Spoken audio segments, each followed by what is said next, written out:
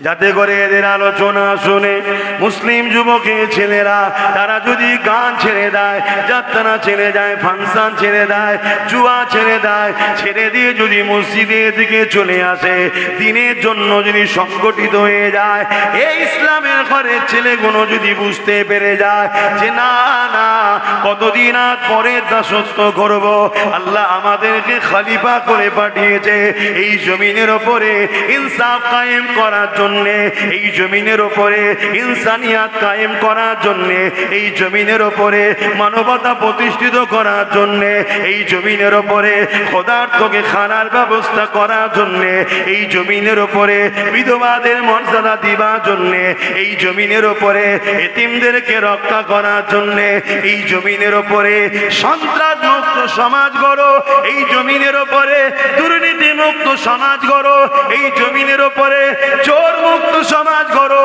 এই জমিনের উপরে দুর্নীতি মুক্ত সমাজ গড়ো, এই জমিনের উপরে অত্যাচার মুক্ত জবাব সমাজ গড়ো। আমি আল্লাহ, এই জমিন আমার, আমি তোমাদেরকে খলিফা করে পাঠিয়েছি, তোমরা জমিনে আমার নাই প্রতিষ্ঠিত করবে, এই হুকুম আল্লাহ আমাদেরকে দিয়েছে। যদি উলামারা বলে দেয় আর যুবকরা যদি জেনে যায়, জেনে কি যদি বলতে লাগে দুর্নীতিবাজদের সাথে আমরা নাই, জালিমদের সাথে আমরা নাই, খুনিদের সাথে আমরা নাই, চিটিংবাজ প্রতারণাকারীদের সাথে আমরা নাই, মসজিদ মাদ্রাসা দুশমনদের সাথে আমরা নাই, যারা আমাদেরকে খেলা মেলা দিয়ে আল্লাহ বলিয়ে রসুল বলিয়ে জাহান্নামে নিয়ে যেতে চাইছে, তাদের সাথে আমরা নাই। আমরা দুনিয়াদারি করব, ব্যবসা করব, কারবার করব, রাজনীতিও করব, কিন্তু আল্লাহ রসুলের বিরুদ্ধে গিয়ে নয়, আল্লাহ রসুলকে ভালোবেসে করব। যে কারবারে আমার আল্লাহ রসুলের বিরোধী হয় ওই কারবার আমি করব না, যার সাথে করলে আল্লাহ রসুলের বিরোধী হয় তার সাথে আমি করব না। যে দুনিয়াদারি করতে গিয়ে আল্লাহ রসুলের দুশ্মনী হয়ে যায় ওই দুনিয়াদারি আমি করব না। আমি ওই ব্যবসায়ীর সঙ্গে মিশবো না, আমি ওই নেতার সাথে মিশবো না, আমি ওই নেতার দল করব না যে নেতা নাকি আমার আল্লাহ রসুলের বিরুদ্ধে কথা বলবে, যে নেতা নাকি আল্লাহ রসুলের দুশ্মনদেরকে আরেস্ট না করে সাহায্য করবে, যে নেতা নাকি এমন করে ক্ষমতার জোরে আমার মসজিদ মাদ্রাসা থেকে ইসলামকে মিটাবার জন্যে মাদ্রাসা থেকে শিক্ষক বন্ধ করে দিয়ে ওল্ডু জাতীয় মাদ্রাসা ভেঙে দিতে চাইবে, মুসলিম সমাজকে গরিব বানিয়ে ভিক্ষা দিয়ে তাকে পাপাচারের মধ্যে লিপ্ত করবে, এই পরিকল্পনা যে হুকুমত করবে তার সাথে আমি থাকবো না। এটা যদি উলামারা বলে দেয়, এই জাতি যদি জেগে যায়, আজকের ফেরাউনদের ঘরে নীল নদে ডুবে যদি মরতে নাও হয়, অবশ্যই নিশ্চিন্তায় রাখেন রাত্রিরে টেনশনে হার্ট অ্যাটাক করে মরবে। শুনছেন তো নাকি? তাই সমস্যা এদের, এই অসুবিধা হচ্ছে আপনাদের। আমি কিছু কোরআন হাদিসের বিরুদ্ধে বলছি, বাকি কার বিরুদ্ধে যাচ্ছে তো আপনার জানার বিষয় না। যদি আপনি মুসলমান হন, আপনি কি অন্য কারো ঠিকালে বসে আছেন নাকি? আপনার তো দায়িত্ব আপনার দিন, আপনার রসুল, আপনার কোরআন, আপনার আল্লাহ, এটা তো ডিউটি আপনার। ও কিছু করার নেই, ও কিছু করার নেই, ও আগে ভাবতে হয়, এখন মরার সময় গালে পানি দিলে হয়? ও সবই বন্ধ। আমি নিজে বলছি, নিজে বুঝতে পারছি না কি হচ্ছে। এর থেকে পাড়ায় যে আচার বিক্রি করে, আমের আচার, কুলের আচার, চালতার আচার, বাবেরা নওজওয়ানেরা ভুল আমাকে বুঝবেন না, এটা আমার ডিউটি, কিছু করার নাই। জুলুম দেখলে হাত দিয়ে রখো, অন্যায় দেখলে হাত দিয়ে রখো, অত্যাচার দেখলে হাত দিয়ে রখো, ইসলামের ক্ষতি দেখলে হাত দিয়ে রখো, মানবতার বিরুদ্ধে দেখলে হাত দিয়ে রখো, ইনসাফের বিরুদ্ধে দেখলে হাত দিয়ে রখো, সমাজে পাপাচার দেখলে হাত দিয়ে রখো, রেপ হচ্ছে হাত দিয়ে রখো, খুন হচ্ছে হাত দিয়ে রখো। এ যুবকের হাতে যদি ক্ষমতা না থাকে, মুখ দিয়ে প্রতিবাদ করো। যদি মুখে প্রতিবাদ না করতে পারো, অন্তর থেকে অন্যায়কে ঘৃণা করো, জুলুমকে ঘৃণা করো, রেপকে ঘৃণা করো, অত্যাচারীদের থেকে দূরে সরে যাও। যদি এও না করতে পারো, আল্লাহ নবী বলছে ঈমান নাই। কি নাই? ঈমান নাই। এ যুবকেরা, তরুণীরা, বাবেরা, এ নবী পাকের প্রেমিকেরা, আজ আমার রাসূলুল্লাহ দ্বীনের উপরে আঘাত হচ্ছে, প্রকাশ্য বলা হচ্ছে ইসলামে নাকি রেপ করাটা কোনো পাপ না। এ নিয়ে যদি আজ আমরা প্রতিবাদ না করি, এ নিয়ে যদি আমরা চিন্তা না করি, কার অনেক বড় আরো আঘাত দেবে, কার আরো অনেক বড় ক্ষমতা দেখাবে। কিন্তু দুঃখের বিষয়, এ বিষয়ে যদি কেউ আন্দোলনে নামে, তাকে বন্দী করা হচ্ছে, এর বিরুদ্ধে কেউ বললে তাকে আরোস্ট করা হচ্ছে। কিন্তু যে এত বড় একটা কথা বললো, যে কথাটা একটা ধর্মের বিরুদ্ধে যাচ্ছে, যে কথাটা সংবিধানের বিরুদ্ধে যাচ্ছে, তথাপি জালিমকে কিন্তু আরোস্ট করা হচ্ছে না। কারণ একটা, যাদের বিরুদ্ধে বলেছে তাদের হাতে কিন্তু রাজ পাওয়ার নেই, রাজ পাওয়ারটা তাদের হাতে আছে। যারা ইসলামকে মিটাতে চায় তাদের হাতে রাজ পাওয়ার, তাই তারা চায়। ঠিকই কথা তুই বলেছিস, তুই চিন্তা করিস না, তোকে আমি বন্দি করব না, তুই ঘুরে বেড়া, তোর আমি নিরাপত্তা দেবো, তোর আগে পুলিশ দেবো, পিছনে পুলিশ দেবো, তুই আগে আগে যাবি আর ওই ইসলাম বিরোধী বলবি, যাতে করে মুসলমান তোর কিছুই করতে না পারে, সেই ব্যবস্থাও আমি করে দেবো। কেননা ক্ষমতা আমার হাতে, আর এই মুসলমানদের উলামার একটা বড় অংশকে আমি সামান্য পয়সায় গোলাম বানিয়ে খরিদ করে রেখেছি। কথা কি ভুল হচ্ছে নাকি? অসুবিধা হচ্ছে যুবকদের, কেন যুবকগুলো গেলেই টেনশন, খুব লাপাচ্ছ ভাই আমার।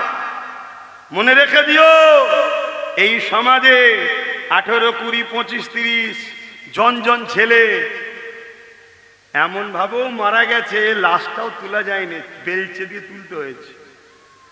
অতএব লাপাচ্ছ, লাপাও। তোমার লাপানোটা যেন ইসলাম বিদ্বেষে না হয়, তোমার লাপানোটা যেন ইসলামের বিরুদ্ধে না হয়। নিজের গুনাহ করছো, নিজের ক্ষতি করছো আলাদা বিষয়। সিনেমা দেখছো, যাত্রায় যাচ্ছ, ফাংশনে যাচ্ছ, গান শুনছো, এটা তুমি তোমার ক্ষতি করছো, এটা ইসলামের কোনো ক্ষতি নাই। কিন্তু কেউ ইসলামকে মিটাতে চাইছে, তুমি লাফালাফি তার জন্য করছো। তুমি বলছো স্টেজ ভেঙে দেবো, পুড়িয়ে দেবো প্যান্ডেল, এসব হচ্ছে না, হয়নি? তুমি খুব লাফাচ্ছ না?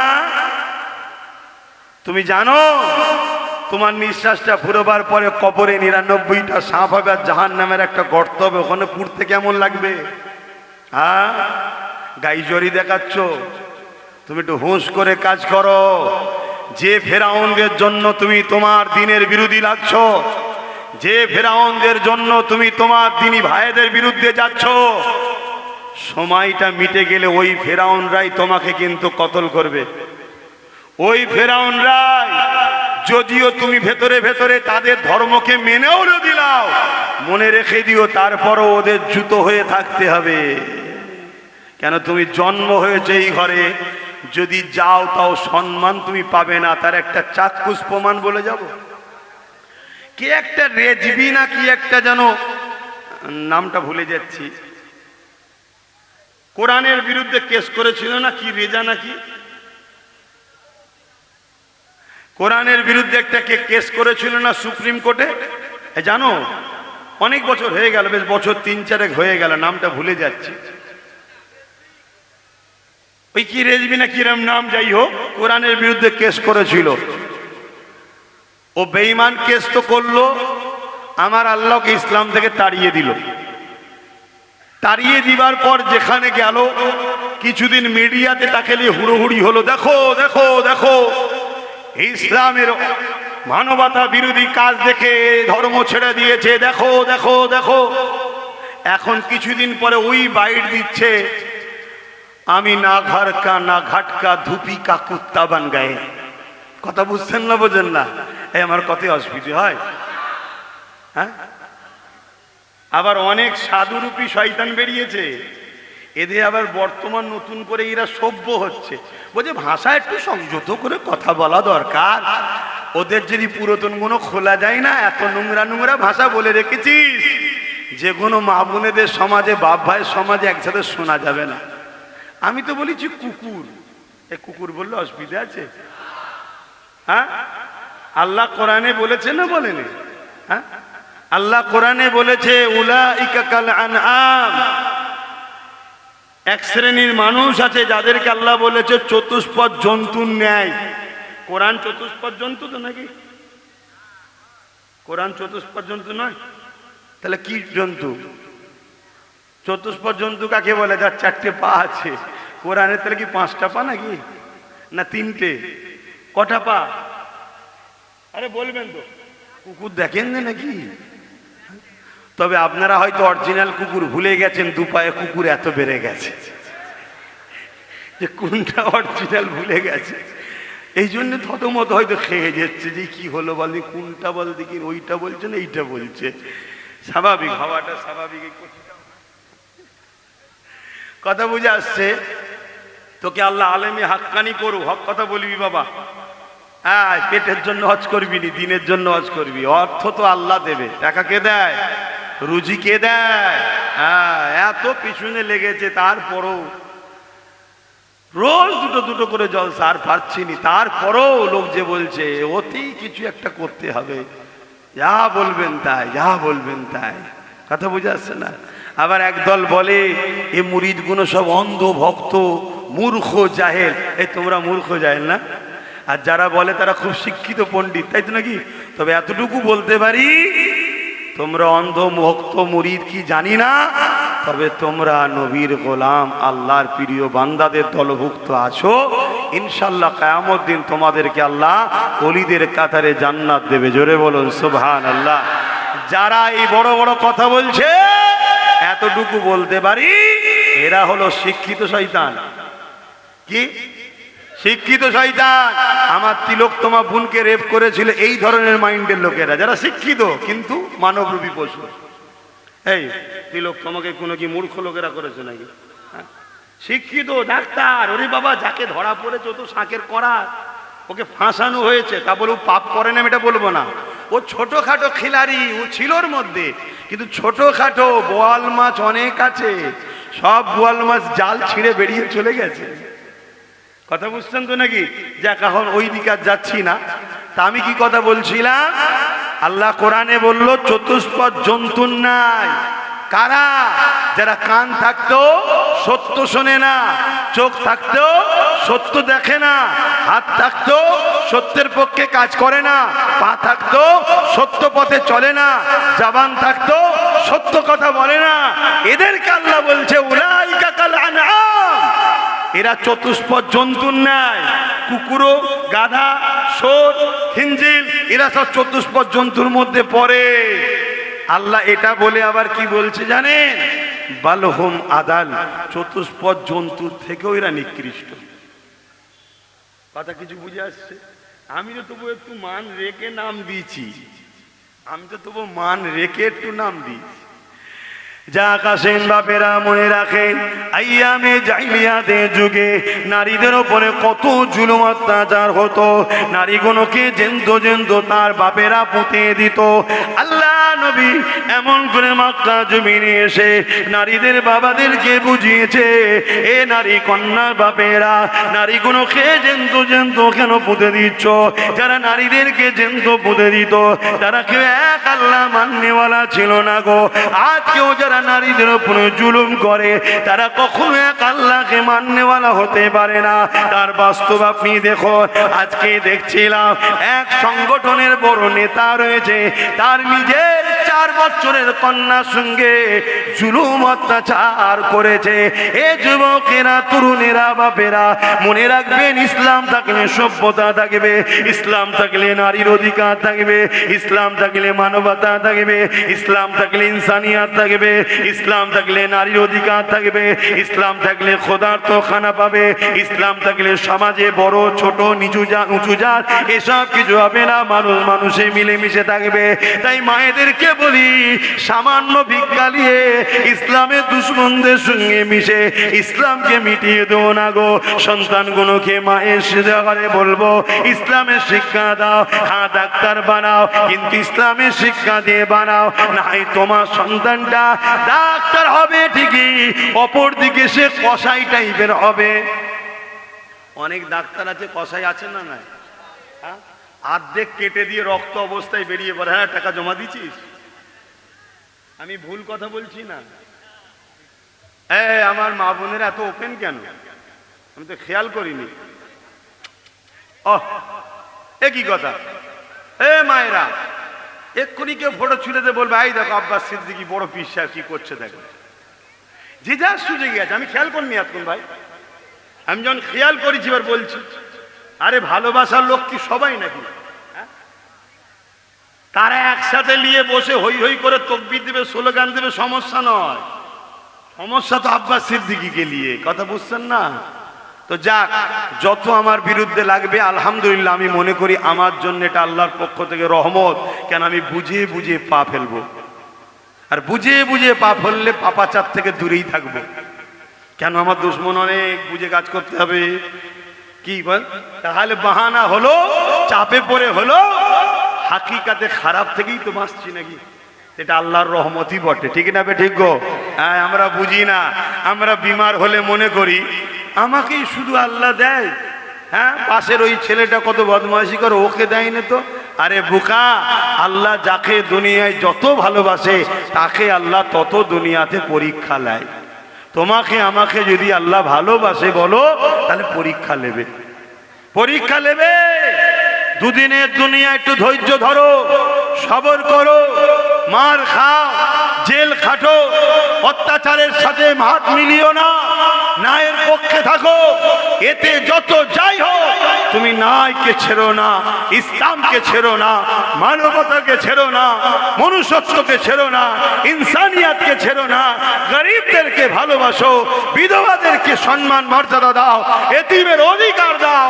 মনে রেখে দিও আমার আল্লাহ তোমাকে জান্নাতে উঁচু মাকাম দেবে। জোরে বলুন সুবহানাল্লাহ।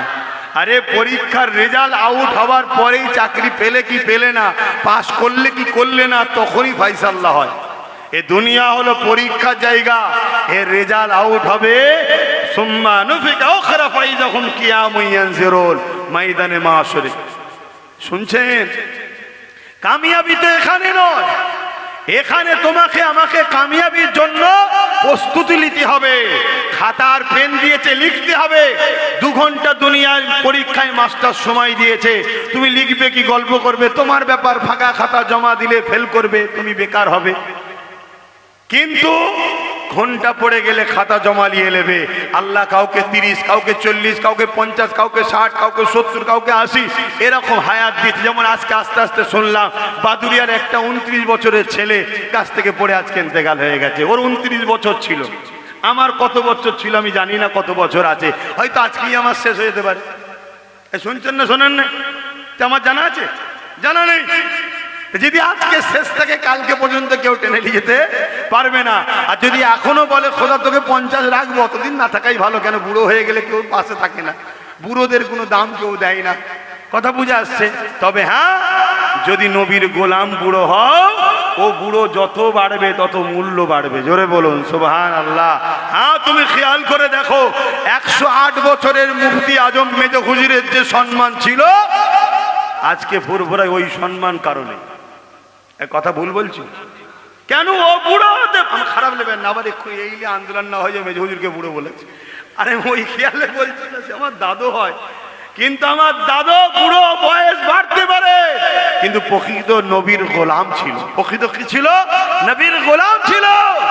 এক ঝলক দেখার জন্য, হাতে কিছু নজরানা দিয়ে একটু নিজেকে ধন্য মনে করার জন্য মানুষ হাফ কিলোমিটার 1 কিলোমিটার লাইন দিত 3 দিন ইসালে সাহাবে। ভুল বলছি? কেন? হুজুরের গোলাম। তো বুড়ো যদি হুজুরের গোলাম হয়, দাম এত বাড়ে। 800 বছর আগে চলে গেছে সুলতানে হিন্দ গরিবের নওয়াজের দাম যা, পুরো হিন্দুস্তানে এখন কোন মানুষের ওই দাম আছে? আমার দেশের প্রেসিডেন্টের আছে। আমার দেশের প্রেসিডেন্টও 1 জানুয়ারি চাদর নিয়ে পাঠায়, যাও বাবাকে একটু দাও, বাবা যেন খেয়াল রাখে। শুনছেন তো নাকি? ঠিক আছে, তার ভক্তি তার কাছে, কথা বুঝে আসছে। কিন্তু আমি হাকিকাতটা বুঝাচ্ছি। 850 বছর আগে সুলতানে বাগদাদ গৌসুল আজম খাজা আব্দুল কাদের জিলানী আল বাগদাদি 850 বছর চলে গেছে। এই পৃথিবীতে তুমি আমি গেলে লোক দেখো চেনে না, কে দিচ্ছে রে বাবা। কিন্তু গৌসুল আজমের কথা আজও কোটি কোটি কোটি মানুষ শোনার জন্য ঘন্টার পর ঘন্টা কাটিয়ে দেয়। জোরে বলুন সুবহানাল্লাহ, আরো জোরে বলেন। মানে ইনারা প্রকৃত রসুলের গোলাম ছিল। শুনছেন তো? আর আপনাদেরকে বলে যায়, প্রকৃত রসুলের গোলাম যে হবে তার সাথে কখনো জালিম শাসকদের বন্ধুত্ব থাকতে পারে না। এটা মাথার মধ্যে রেখে দেন।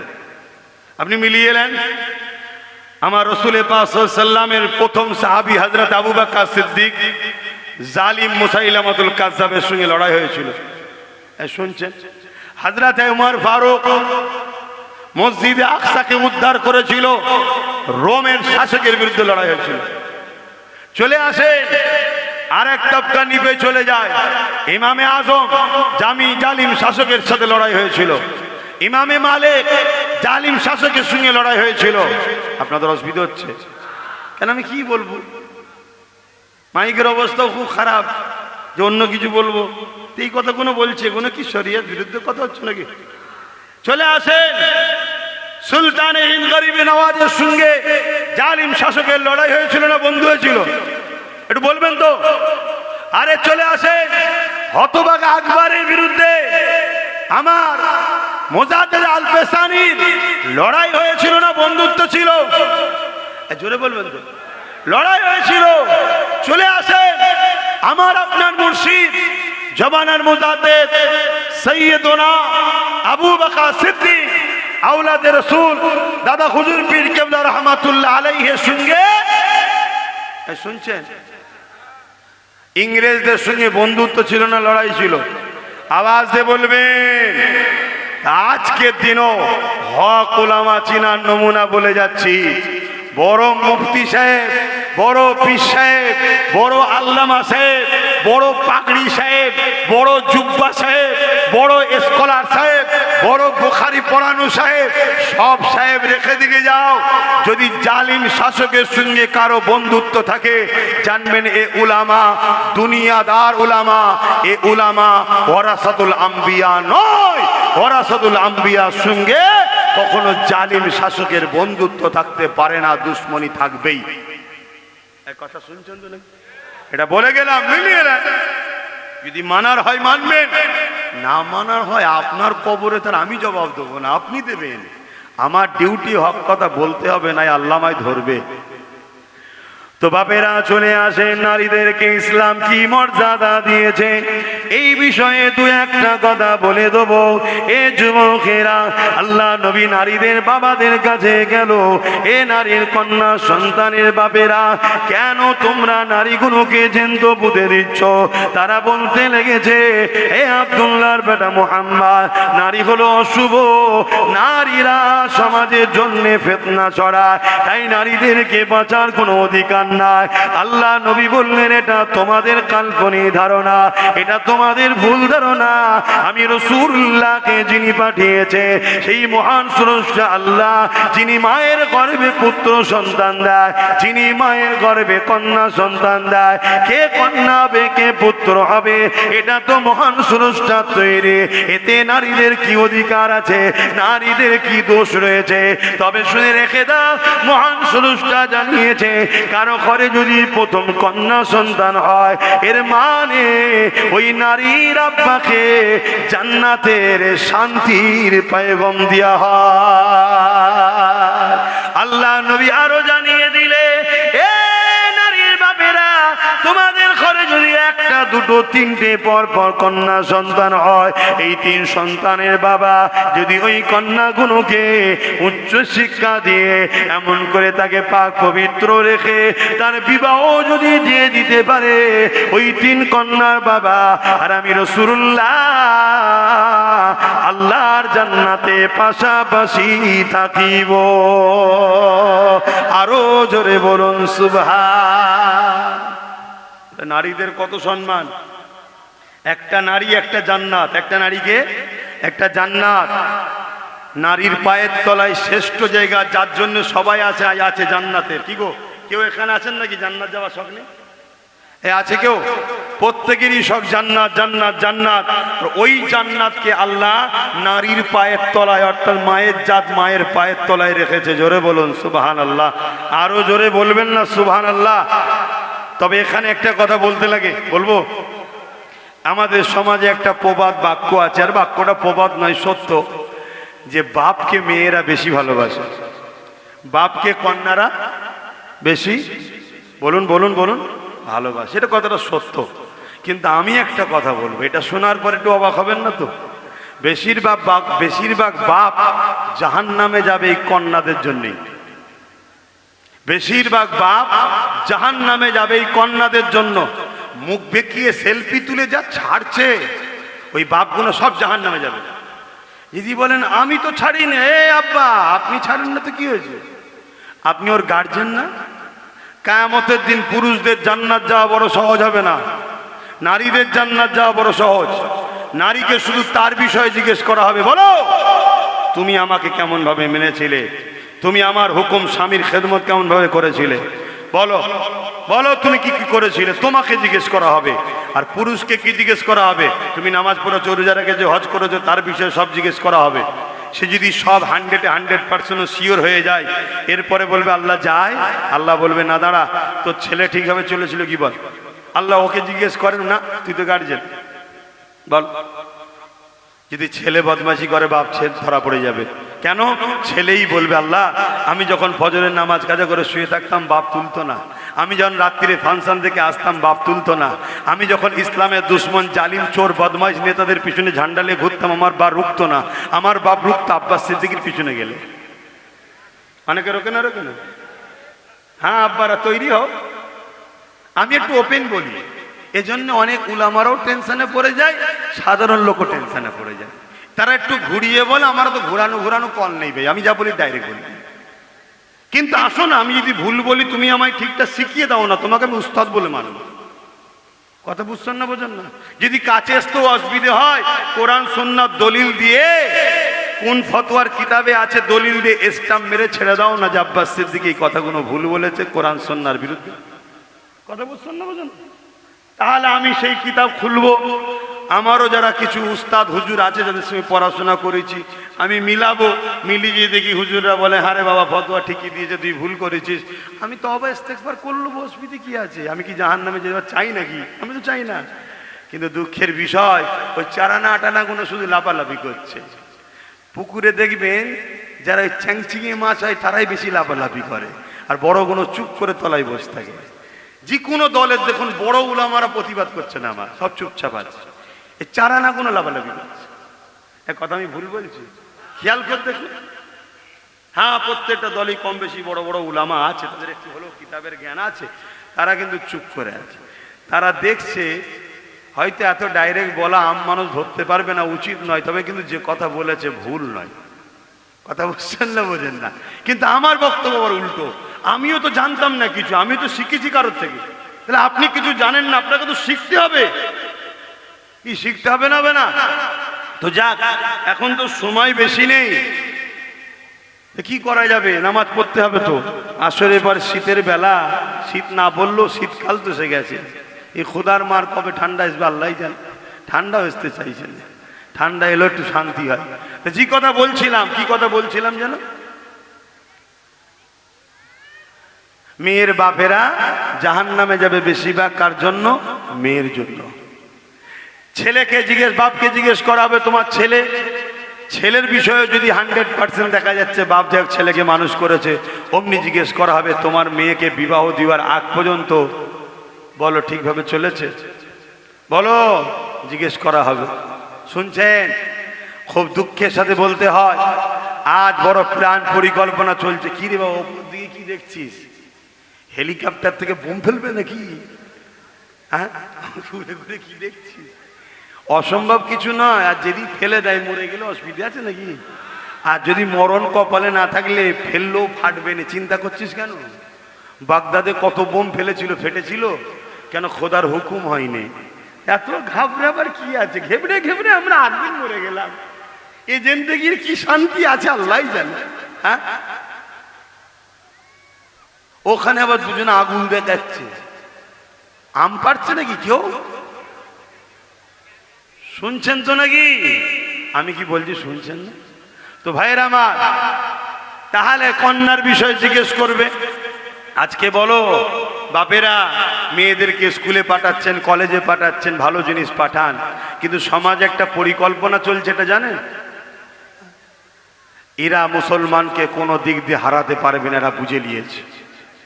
তাই এরা মুসলিম নারীদের ঘরে টার্গেট করেছে, মুসলিম নারীদের ঘরে অপবিত্র করতে চাইছে, যাতে করে মুসলিম মায়েদের রেহেমটা অপবিত্র হয়ে যায়। বুঝতে পারছেন তো নাকি? তাহলে কি হবে? ওই মুসলিম মায়ের পেট থেকে আর বশির আর রুহুল আমিনের মতো বেরোবে না কেউ। শুনছেন তো নাকি? বেরোবে এমন দেখতে শোনাতে সকলে মুসলমান, আর ও বেঈমান বলবে দিল্লি গিয়ে আন্দোলন করে। শুনছেন না শোনেন না? এরকম কেউ কেউ মুসলমানই প্রথম বলেছিল তো নাকি? এরা মুসলমান হয়ে বলে কি করে? তার মানে কি অন্য জায়গায় গন্ডগোল হয়ে গেছে। গন্ডগোলটা অনেক আগে গুড়াতে হয়ে গেছে। এখন মাথায় যতই তুমি দাও আর হবে, বিল্ডিং বেশি উঠবে না, কেন গোড়ার ভিত কাঁচা হয়ে গেছে। এক কথা বুঝছেন তো নাকি? এটা একটা পরিকল্পনা চলছে। কিছু কথা বলতে যাই না, তারপরও বলতে হচ্ছে। বাপেরা মেয়েদের ঘরে যদি মোবাইল দিতে হয়, আমার মা বোনেরা মনে মনে খুব রাগ করছে হয়তো আমার উপরে। তোরা মা রাগ করলো, আমার কিচ্ছু করার নেই। তোরা বোন রাগ করলো, আমার কিচ্ছু করার নেই। যদি সত্যি আমার আম্মা হও, সত্যি যদি আমার বোন হও, জান্নাতে লিজাবার স্বার্থে বুঝাচ্ছি, মোবাইল যদি দিতে হয় ওই ডাব্বা ফোন দাও, হ্যালো আব্বা আমি এখানে, হ্যালো আব্বা এখানে, আর বা তুমি ফোন করলে হারা মা কোথায় বল, এতটুকু, বাকিটার কিছু দিওনি। শুনছেন তো নাকি? দ্বিতীয় নম্বর কথা, স্কুল কলেজে পড়াচ্ছেন, পড়াতে হবে, কিন্তু সাথে করে নিয়ে যান, সাথে করে নিয়ে আসেন। আর মোবাইলটা হুট হাট করে কখনো কখনো একটু চেক করুন। কেন এ কথা বলছি? আমার কাছে হাজার হাজার ডাটা প্রমাণ আছে, যাদেরকে একদল ইসলাম বিদ্বেষীরা আমার মুসলিম বোনেদেরকে টার্গেট করেছে। শুনছেন? আচ্ছা, এই সব কথা বলে দিলে আমার উপরে রাগ হবে না? হবে না? ওদের রাগ হবে না? হবে না? হ্যাঁ, তারা কি টার্গেট করেছে? যে মুসলিম একসাথে পড়াশোনা করে, মুসলিম মেয়েকে এসে বলছে কোরআনের ওই আয়াতটা খুব সুন্দর জানিস, তোদের ইসলামের এই কথাটা খুব সুন্দর জানিস। আর এমনি মায়ের জাত বড় নরম হয়, ও আমার ইসলামের কথা ভালো বলেছে রে। যেমন আজকাল কিছু বেরিয়েছে না, হ্যাঁ আজকাল কিছু বেরিয়েছে না, খুব ইসলাম দরদি কথাবার্তা বলছে সমাজে। এসব শয়তানদের ফাঁতা পাত। তোর যদি ইসলাম এতই ভালো লাগে, ইসলাম কবুল করিসনি কেন? ইসলাম যদি এতই সত্য, তো মানিসনি কেন? শুনছেন না শোনেন না? ওদের মধ্যে মিশে যা, ওদের মাথায় ও তুই নেতা হয়ে থাক, আর এইদিকে আমরাও থাকি। ওরা তোদের নিয়ে হুড়োহুড়ি করুক, একসাথে উঠা বসা কর, ওদের ভেতরে সব গোপন খবরগুলো আমাদেরকে দে। এ কথা শুনছেন না শোনেন? এই সমাজে কিছু খুঁজছে এরকম, তারাও দেখি আজকাল আমাকেও গাল দিচ্ছে। শুনছেন তো নাকি? তো ভাইয়েরা আমার, তো ওই সময় কি করছে এরা ওই মুসলিম মেয়েদেরকে এই সব কথাগুলো বলছে ধর্মের ব্যাপারে। আমার মুসলিম বোনগুলো মনে করছে আরে খুব ভালো কথা বলছে, তো আস্তে আস্তে আরো দুটো তিনটে হাদিস শুন চাইছে, শিখাচ্ছে, ক্লোজ হচ্ছে, মিল মোহাব্বত হচ্ছে। আগুন আর মোম পাশে থাকলে কি হয়? বাকি যা হবার হচ্ছে। আমার পবিত্র বোনটাকে অপবিত্র করছে। শুনছেন? অপবিত্র করছে। এই অপবিত্র করার পর, ও এই ২৬-এর জন্য এতক্ষণ তোরা উপরে তাকাচ্ছিলিস? আরে ২৬ মাথার উপরে রয়েছে, আমি বুঝতেই পারিনি।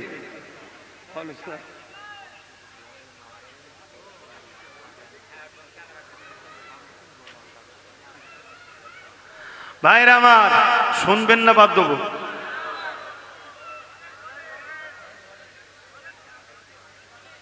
এমনও ঘটনা প্রমাণ আছে, মাফ করবেন আমি কাউকে ছোট করছি না, বিবাহ হয়ে যাবার পরও ইমাম আলেম উলামাদেরও পরিবার, ছোট করছি না কাউকে, একটু খোঁজ খবর রাখেন। একটা নেটওয়ার্ক চলছে, চক্র চলছে, একটাই উদ্দেশ্য, মুসলিম নারীকে অপবিত্র করো। কেন? যখন সালাউদ্দিন আইবির জীবনীটা ইহুদিরা পড়েছিল, সেদিন ইহুদিরা অঙ্গীকার করেছিল যে মুসলমানদের ঘরে বোম দ্বারা, বন্দুক দ্বারা কোন দিক দিয়ে এদেরকে পরাজিত করা সম্ভব নয়। সালাউদ্দিন আইবি ১২,০০০ সৈন্য নিয়ে ৪ লক্ষ সেলিবিয়াদের বিরুদ্ধে লড়াই করে মসজিদ আকসাকে উদ্ধার করেছিল। জোরে বলুন সুবহানাল্লাহ। সেদিন বুঝে নিয়েছিল সালাউদ্দিন আইবির এই পাওয়ার সালাউদ্দিন আইবির মায়ের জন্যে, সালাউদ্দিন আইবির এই পাওয়ার তার বাপের জন্যে। কেন সালাউদ্দিন আইবির মা এমন একটা মা ছিল, তার বাপ ছাড়া কখনো বেগানা পুরুষ তাকে দেখেনি। সেই সালাউদ্দিন আইবির মায়ের পেটে সালাউদ্দিন আইবি এসেছে, তাই তার ইসলাম প্রেম দরদ সাহসের কাছে 4 লক্ষ সেলিবিয়ারা পরাজিত হতে বাধ্য হয়েছিল। তাই এরা পরিকল্পনা করছে মুসলিম বেটিদেরকে সতীতা নষ্ট করো, এদের গায়ে দাগ লাগাও, এদের রেহেমকে অপবিত্র করো, এদেরকে ধর্ম শিখার নামে, ইসলামের দরদের নামে এদের সঙ্গে বন্ধুত্ব করো, করে এদের সঙ্গে বাকি পাপাচারে লিপ্ত হও। হওয়ার পরে যদি জানাজানি হয়ে যায়, হওয়ার পরে যদি জানাজানি হয়ে যায়, এর মধ্যে যদি গর্ভে সন্তান এসে যায়, ওই বাপটার ওই মাপটা মুখ কালি হয়ে যাবার ভয়ে দ্রুত যে কোনো জায়গায় বিবাহ দিয়ে দিচ্ছে, কিন্তু পেটে যেটা ছিল সেটা রয়ে যাচ্ছে না, যায় না। সেটা কার? কোন মুসলমানের? তাহলে মুসলমানের না ইসলাম বিদ্বেষী? ইসলাম বিদ্বেষী সন্তান তোমার আমার ঘরে যখন বড় হবে, তারা আব্বাস সিদ্দিকী তো মা বাপ তুলে তো গাল দেবে, তারা মসজিদ মাদ্রাসার পক্ষে লড়াই করবে না, তারা ভাঙরের কোন মেয়ে যদি বলে মমতার স্বামী নেই তার নামে কেস করবে, কিন্তু ভাটপাড়ার এই মানবপ্রেমী পশু অর্জুন সিং এর বিরুদ্ধে তারা কেস করবে না। তারা তারা আল্লাহর ঘর মসজিদে ভাঙার জন্য যারা দুশ্মন, তাদের বিরুদ্ধে করলে এরা বলবে তোদেরকে আন্দোলন করতে হবে না। শুনছেন তো নাকি? তারা কি করবে? তারা এটা করবে যে এই সমাজে কেউ গরিব যদি নাই কথা বলে, চাকরির জন্য কথা বলে, অধিকারের জন্য কথা বলে, রুজি রুটির জন্য কথা বলে, এই মুসলিম ঘরে জন্ম লিয়া অবৈধ সন্তানগুলো তাদেরকে তো পিটবে স্বাভাবিক। এই শুনছেন না? শোনেন না? এটা একটা পরিকল্পনা চলছে। বাপ, আমার ভাষাটা খুব কড়া, এই শুনছেন তো? আমার কথা খারাপ লাগছে? আমার ভাষাটা কড়া হচ্ছে তো নাকি? কিন্তু সত্য কথা বলছি বাপ, এটা একটা পরিকল্পনা চলছে। তাহলে বলুন, এই পরিকল্পনা থেকে আমার কওমকে, আমার দিনকে, আমার জাতিকে, আমার মেয়েকে, আমার বোনকে, আমার বেটিকে বাঁচাবার জন্য কথা বলতে হবে না? হবে না? জোরে বলুন। প্রেম করতে লাগে না, প্রেম হয়ে যায়। একসাথে মিশতে মিশতে কখন যে আমার বোনটা পাপের রাস্তায় চলে যায় জানে না। তারপরে বন্ধুত্ব হলে খাবার টাবার খাওয়া হয় না? হয় না?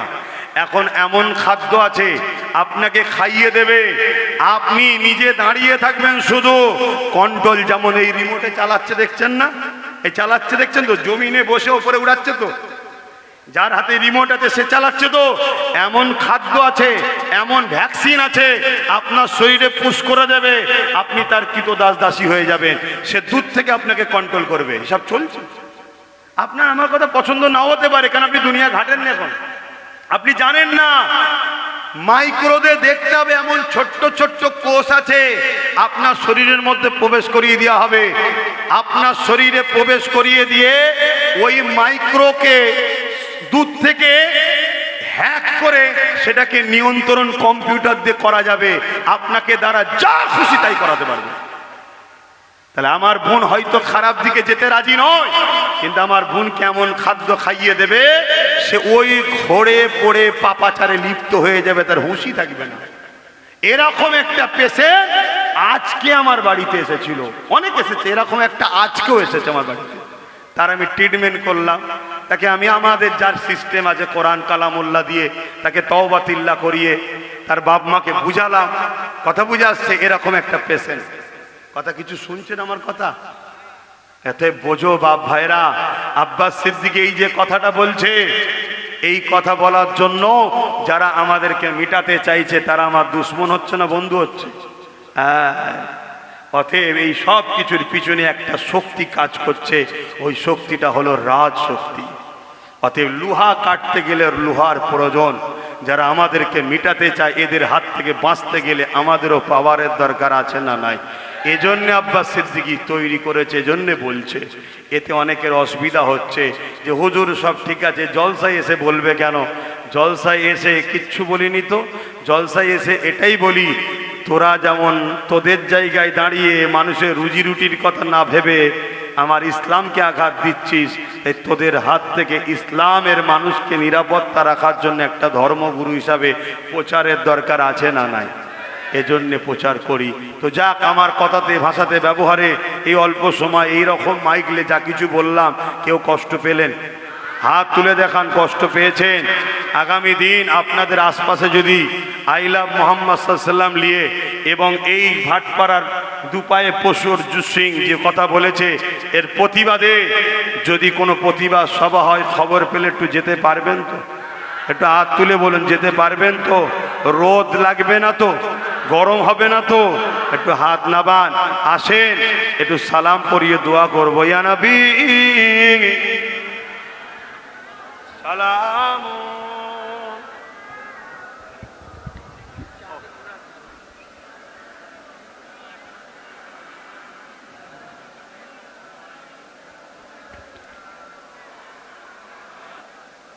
আর একটা কথা তো বলা দরকার ছিল, কিন্তু সময় শেষ হয়ে গেল। সেটা হলে এটা আমার নামে একটা প্রচার চলছে না? আব্বাস সিদ্দিকী বলেছে টিএমসিকে ভোট দিয়ে হারাম। এই চলছে তো নাকি? এই চলছে তো নাকি? এই কথা যারা কেটে ছেড়েছে তারা কত বড় চিটিংবাজ চিন্তা করুন। তার আগে আমি বলেছি বিজেপিকে ভোট দিয়ে হারাম, ওটা কিন্তু ছাড়ে না। শুনছেন তো নাকি? এরা কত বড় চিটিংবাজ। এবং এর সাথে রাসূলুল্লাহর হাদিসটা বলেছি, ওটাও কিন্তু ছাড়ে নেই। কেন? এরা সমাজের মুসলিম মা বা ভাই বোনের কাছে আমাকে খারাপ করতে চাইছে। তো যাক, সময় তো আজকে নেই, তারপরেও যদি সময় হয় একটু দেখছি, বলে দিচ্ছি। বলে দেবো? বলে দেবো? তাহলে আসুন একটু সালামটা পড়ে লিয়া নবী সালাম ইয়া রাসূল ইয়া হাবিব সালাম সালাওয়াতুল্লাহ। কঠিন হাসরের দিনে কি আছে মোদের কপালে, গুনাহগার উম্মাত আপনার লইবেন সঙ্গে মাহশরে। নবী সালাম ইয়া রাসূল ইয়া হাবিব সালাওয়াতুল্লাহ। নামাজের জন্য ছোট করছে, ওই কথাটা একটু বলবো, জলদি করে গায়ে গায়ে বসুন, তাড়াতাড়ি বসুন। বলা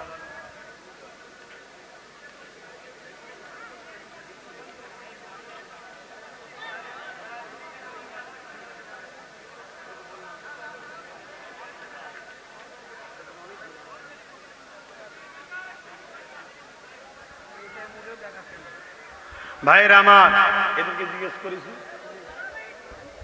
শুনছেন আমার কথা? সকলে তেলাওয়াত করবেন। তার আগে এই কথাটা একটু বলে নি। আর আরেকটা কাজ, ছেলেরা যাচ্ছে, একটু পকেটে হাত দিয়ে একটু দান করা দরকার আছে না নাই? এই মাহফিলের জন্য ছেলেরা যাচ্ছে, যার যা খুশি দেন। আর কানটা এদিকে রাখেন, একটু আলোচনাটা শোনেন। শুনছেন? শুনছেন? আচ্ছা বলুন তো, আপনার আব্বাকে কেউ যদি গালিগালাজ দেয়, আপনার আব্বাকে কেউ যদি মারে, বা আপনার আম্মাকে গালিগালাজ দেয়, মারে, আপনি তার সঙ্গে মিশবেন? তাকে সাপোর্ট করবেন? কেন করবেন না? আমার মা বাপের দুশ্মন। আপনার কাছে বাপ মা আগে না আল্লাহ রসুল আগে? বাপ মা আগে না ইসলাম আগে? তো ভাইরা আমার, তাহলে আজকে বলুন, আল্লাহ নবী বললেন অন্যায় দেখলে হাত দিয়ে রোখো। অন্যায় দেখলে কি দিয়ে রোখো? জোরে বলুন। হাত দিয়ে রোখো। রাসূল বলছেন হাতে যদি ক্ষমতা না থাকে মুখ দিয়ে প্রতিবাদ করো, যদি মুখেও ক্ষমতা না থাকে অন্তর থেকে ঘৃণা করো। অর্থাৎ অন্যায় দেখলে হাত দিয়ে রোখো, 1 নম্বর ইমানের স্তর। যদি হাত দিয়ে রুখার ক্ষমতা না থাকে প্রতিবাদ করো, 2 নম্বর ইমানের স্তর। যদি মুখ দিয়ে প্রতিবাদ করতে না পারো অন্তর থেকে ঘৃণা করো, শেষ 3 নম্বর ইমানের স্তর, এরপরে আর ইমান থাকে না, কোনো স্তর নাই। শুনছেন তো? অর্থাৎ কেন্দ্র সরকার, আমি যেটা বলেছি এবার মন দিয়ে শোনেন, কেন্দ্র সরকার ক্ষমতার জোরে আইন তৈরি করে মসজিদ মাদ্রাসাকে মিটাতে চাইবে, কবরস্থান ঈদগাহকে মিটাতে চাইবে। এটা নাই না অন্যায়? জোরে বলুন।